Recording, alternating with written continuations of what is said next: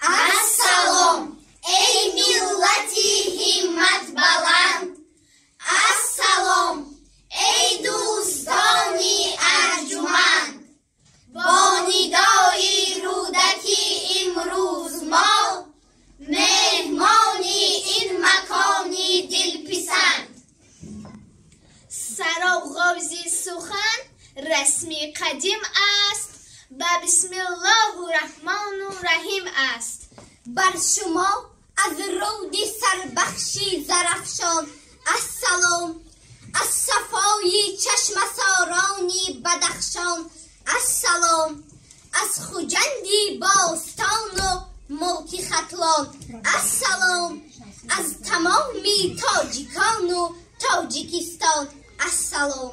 مرحبا ای دوستانی بهتر از جان، مرحبا بر دیاری فیضباری چون گلستان، مرحبا نزد یار و دوستان جمع آمدید، مرحبا نور دیده تاج سر خوش آمدید، مرحبا ای آفتاب تابان بشنو سلام ما را، زی خاک تا به کیهان بشنو سلام ما را.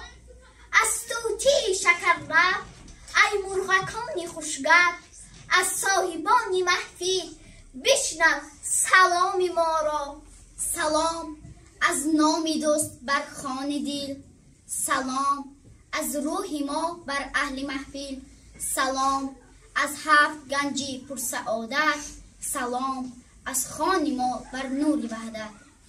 السلام ای عارفان و صادقانی این وطن، السلام ای دوستدار جاودانی این وطن.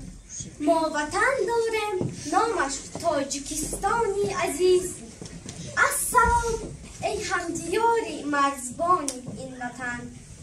سلام و درود به پایانی پر از مهر و صداقت.